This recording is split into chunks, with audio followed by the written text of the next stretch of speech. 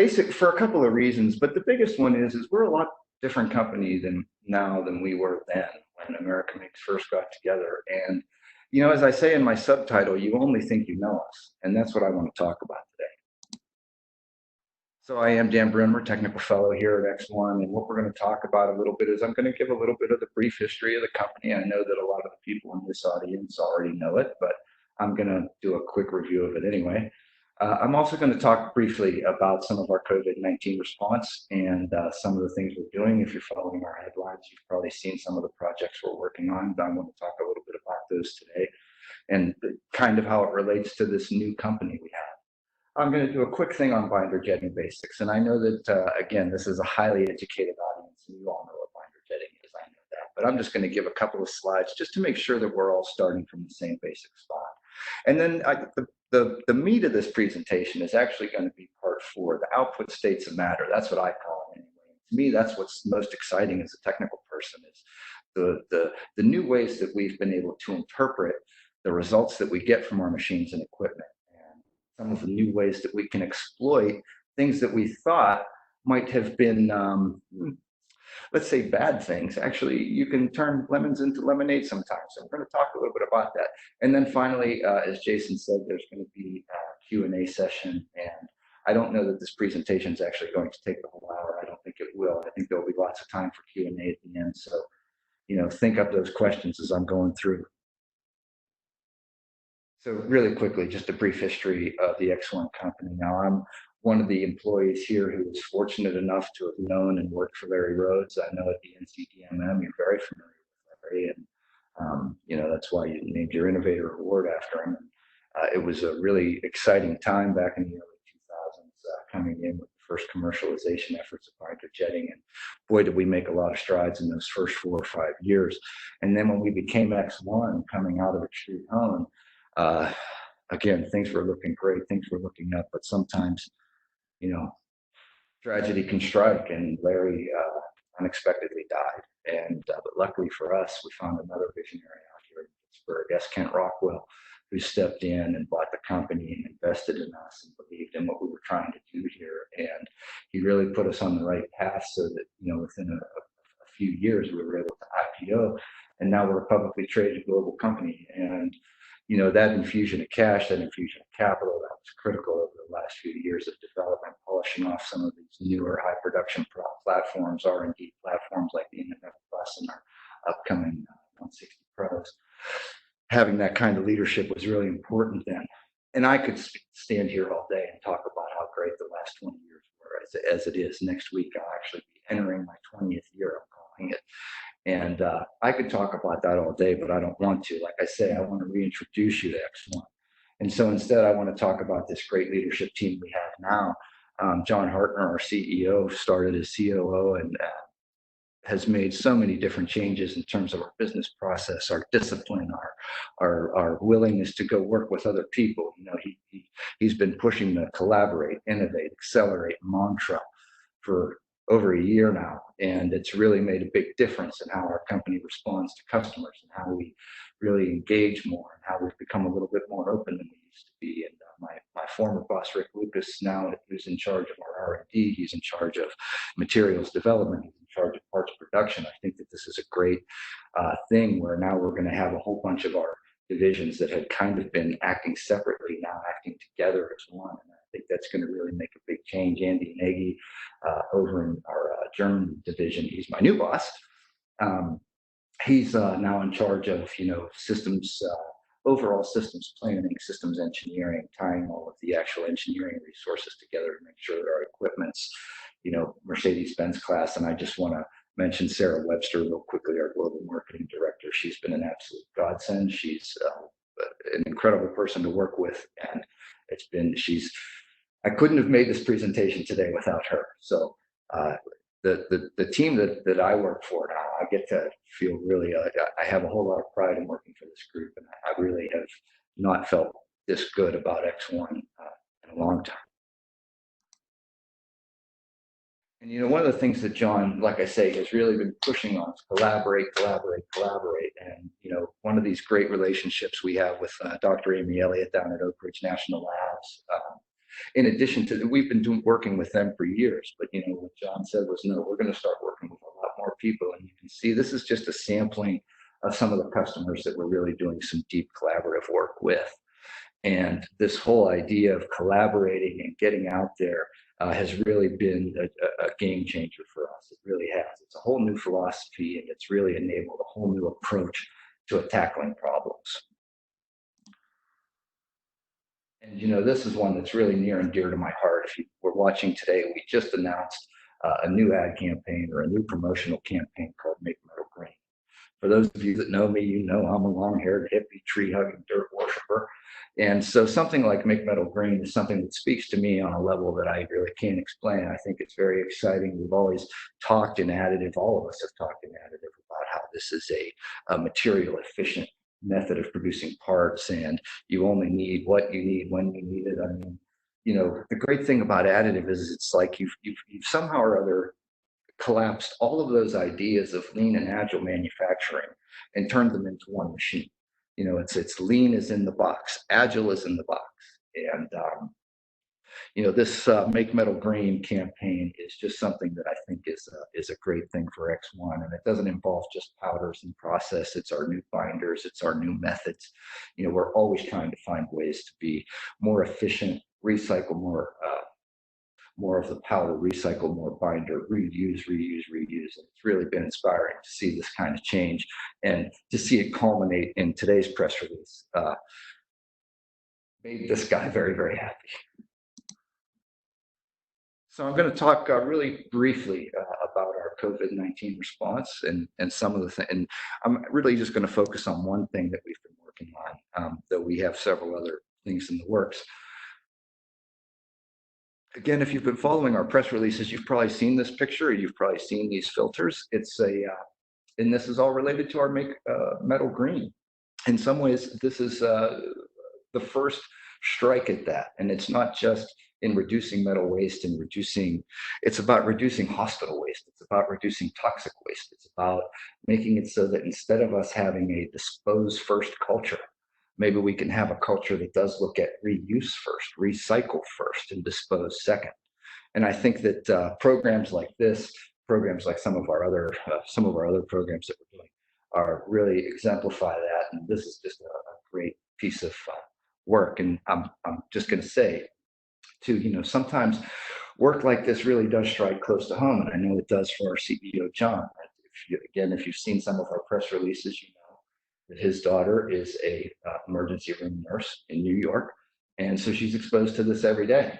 And so this is something that means an awful lot to him, and it means an awful lot to us. And so when you have an opportunity to work on a project like this, where it's going to actually directly affect somebody else's life, it's just such a rewarding thing to even be a part of. And we'll talk about this a little bit later, this porous metal filter idea, because we're going to find that this is one of the output states of matter that's kind of new. Okay, so like I say, I'm just going to do a quick little overview on some binder jetting basics. Like the slide says, we turn powder into parts, and in binder jetting, it is a powder bed process similar to other powder bed processes.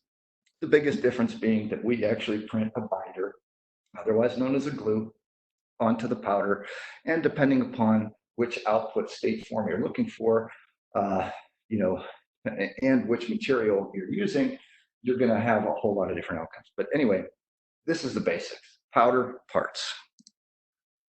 It's a layered process, we say we started in '98, but basically you have a build piston that has a whole bunch of powder in it. You have the build piston where you build your parts. You have a feed piston in some of our machines. Some of our machines have an overhead recoder configuration. You'll see that later. But basically, this is layer over layer, right? Spread the layer, print the layer, spread the layer, print the layer. And you do that over and over, rinse and repeat.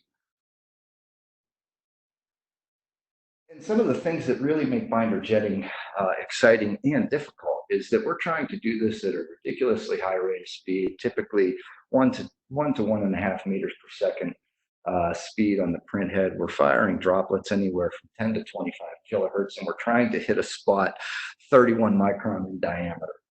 So it's a very difficult application, but you know, that's one of the great things about having 20 years experience. You get to figure this kind of stuff out. And this process that we've developed now, you're going to find later on how with some of these processes, we're able to now make parts that are to within about a 1% repeatability, which is a big change for us. And I'm not going to turn this into a sales presentation. I just wanted to show you, these are the 7 machines that we currently have in the market. The top level are the ones that are specific for sand, the bottom level specific for metals and ceramics, even though a lot of the sand machines can be used for ceramics too.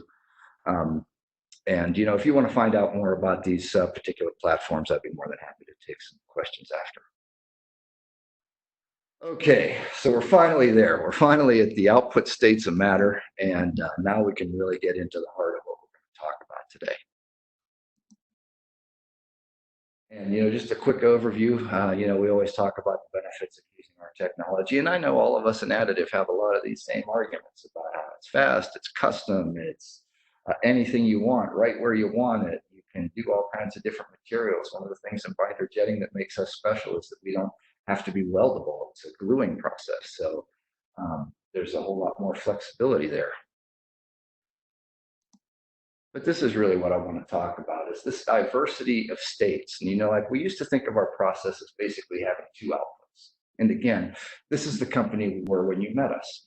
We had our sand casting molds that are just a bonded product, sand glued together with a foundry binder of some kind for pouring aluminum or steel into. And then of course our infiltrated parts that were, you know, the 420 stainless with bronze, the 316 stainless with bronze, and those matrix materials that just really we had a tough time getting any kind of market acceptance on. So we'll talk about that again. But then we took another look at these states and said, now wait, we can do more with this. We can do more with bonded products. You know, like this isn't just a casting applications kind of thing. We can take another look at what these basic bonded sand cast parts are and can they be used in other applications. And in terms of partially sintered, you already saw the one filter application. I'm going to talk about that a little bit more. Partially sintered parts actually have some pretty incredible qualities.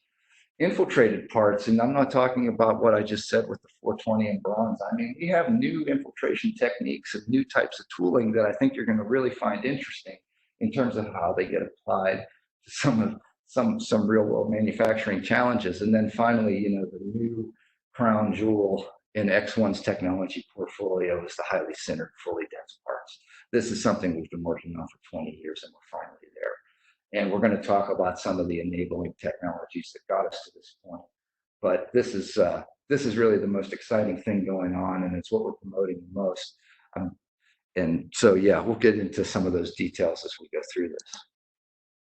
But so I'm going to start with our bonded products. As you know, we make sand casting mold machines that the world knows well. I mean, we have about 80% of that market. We set the standard for what digital sand casting molds can be, and we set the bar for machine quality.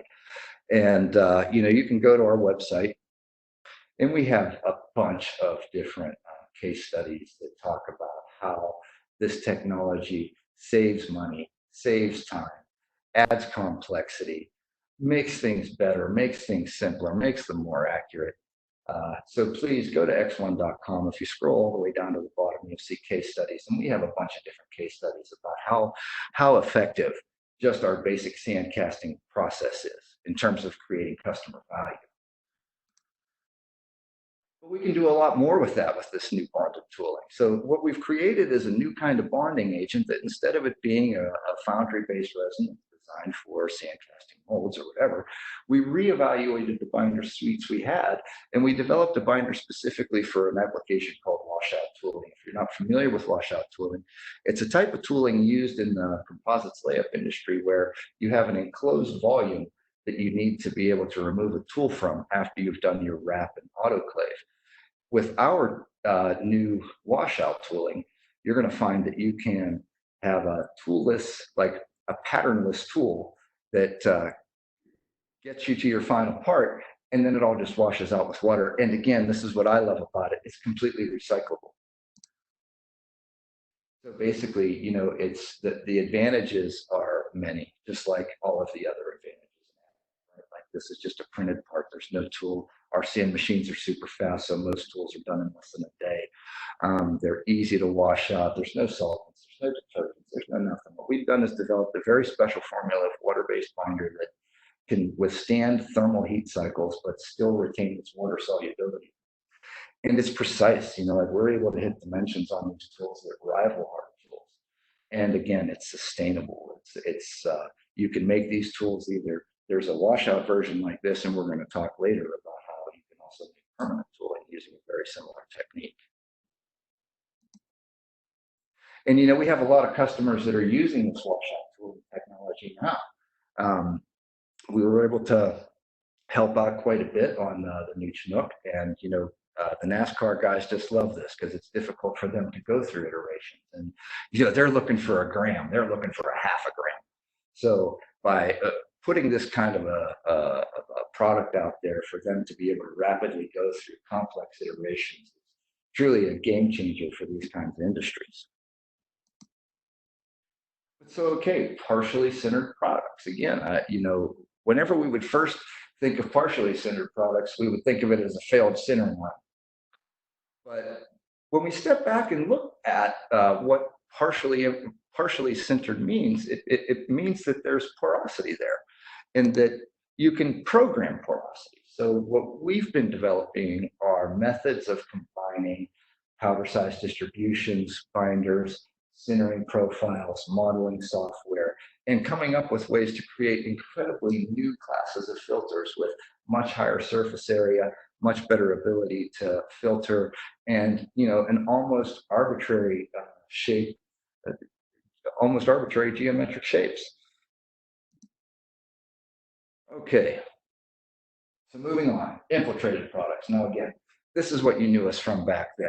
We had these kinds of products. Yes, we had some victories, and some people really liked them, but this is the old infiltrated products. We want to talk about what's new. So what's new is, first, we have a whole lot more materials. We have a lot more high performance materials, and this doesn't even list all of them, whether you want to talk about infiltration or cementing.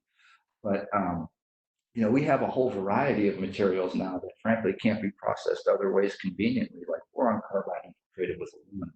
This is actually a process that we developed with our partners at Oak Ridge, and it's really great because boron carbide is almost impossible to center, but you can still get about 80% of its ability to do things like absorb neutrons and deflect beams, even if it's infiltrated with aluminum, and you still get that hard part. And there's a lot of things that infiltrated products are capable of doing that you'd be surprised by. But bigger than that, let me tell you a little bit about this company, Sandhelm, over in Germany, that I just saw for the first time this past year. This past November, I went to Formnext, and they were exhibiting. Their customer of ours. Obviously, all of this information was from their website. So this is all public. There's nothing shown here. But what they're doing is really exciting. So they take our sand printers, and they do use a very high grade sand for this. But they take our sand printers, print the parts, and then using an epoxy layup over top of the sand, they're actually able to give the surface a hard finish and a hard shape, and they can actually turn that into a beautiful wash basins and sinks. And I really recommend you go to sandhelm.com and just see some of the great creative ways that our customers are finding to apply this idea of a bonded part that's now been infiltrated with something to make it stronger and turned into something beautiful. And another thing that we're talking about now is what we call our EPIC tool, engineered particulate infiltrated composites. And what's so exciting about this is that, now I'm not going to try to show you the movie that we would normally show, but one of our customers came up with this method of basically taking sand printing molds, putting some epoxy on them, and turning them into like actual vacuum forming tools. And that's what you can kind of see on the right there. That's like a piece of plastic being vacuum formed in stages. Those are just screenshots. But, this was like a really creative use for what we were thinking is just, sand parts. We've been thinking everything is castings, and our customers now push us and say, hey, wait, let me show you this cool thing that we came up with using your technology. And even beyond that, some of these EPIC tools are now being used for things like plastic injection mold parts, short-run prototypes, and other kinds of industries. And it's really exciting to watch what some of our customers are able to do, and then what we do with them. Okay, so I know everybody's been waiting for me to get to this, the crown jewel of ExOne, and this is like the most exciting thing we have going on right now. It's all of our new single alloy metals, and I'm only showing a few samples of them here, but you know, single alloy is like the thing that we've been chasing since I got here. I've always been talking about how do we not have to have matrix materials? How can we, have real parts that people can really understand? Like when we say it's 316, it's 316. And this is just so exciting for us. And there's so many pieces that went into enabling this new technology for us. I just want to talk a little bit about some of them. Well, before I do that, I want to say that, like those materials I've been shown, we do actually have a very rigorous material qualification process that we go through here. And so you saw that big list of materials. A lot of those are down at the R&D qualified, where we brought them in, tested them out, made sure that the machine was capable of handling them, made sure that the binders were capable of pulling them together, and just basically making sure that our equipment is compatible with the underlying materials. And then, collaborate. We get out there with our customers with some of these. We find use cases. We work with them to develop testing and qualification techniques so that we can certify this material, at least for their process. And as we keep going through these iterations and making them better and better, then we generate all of our statistically significant samples, have everything audited by third-party firms, have everything done outside of ExOne, so that whenever we come to you and say that this is a third-party qualified material that you can put in your machine today and get good parts, we want you to feel confident in that. And so that's why we work with so many outsiders, to make sure that what we claim is true is true. And okay, I'm out of order. This is the big list. So, like this is what 20 years gets you. Like it gets you a lot of time. It gets you a lot of time to try a lot of things. And while a whole lot of these maybe never made it out of R&D or never made it beyond customer production, it's given us an insight into materials in general. What kinds of materials work on our machines, what kinds of materials don't. And we're able to just shortcut so many of the other difficulties that people have when they're trying to implement additive, if for no other reason, because our experience is so long and deep and our roots go so far down.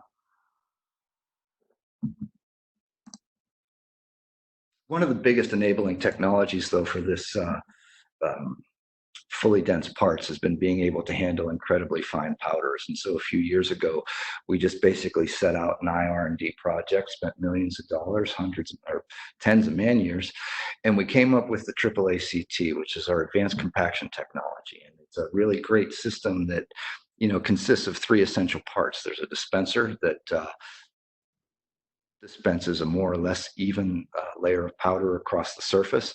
There's a spreading roller, which has a special texture and surface finish to it that allows it to actually take what was set out by the dispenser and redistribute it to an even more uniform layer before the compaction roller finally comes in behind and actually compacts the layer to its print density. And what we found after this program was over and through a whole lot of testing is that we're now able to create a powder bed that has a 1% variation all around the bed. Like, so if you did a thief sample anywhere in an ExOne machine that's equipped with a AAACT, what you'll find is that you're going to get a packing rate or a powder density or a tapping rate or whatever you want to call it.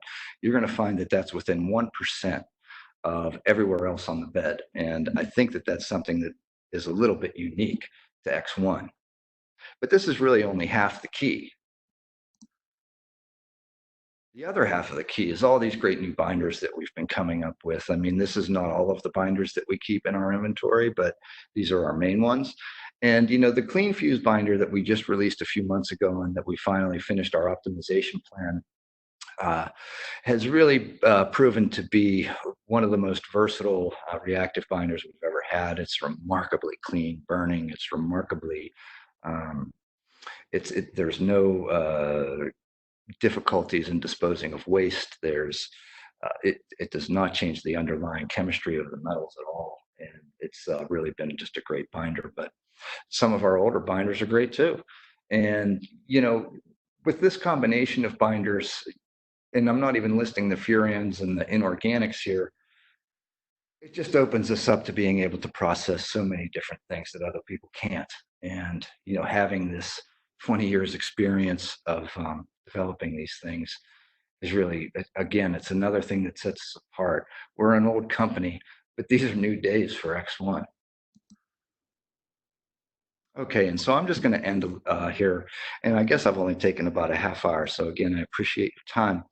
And I'm just going to talk real quickly about why binder jetting is so hot now.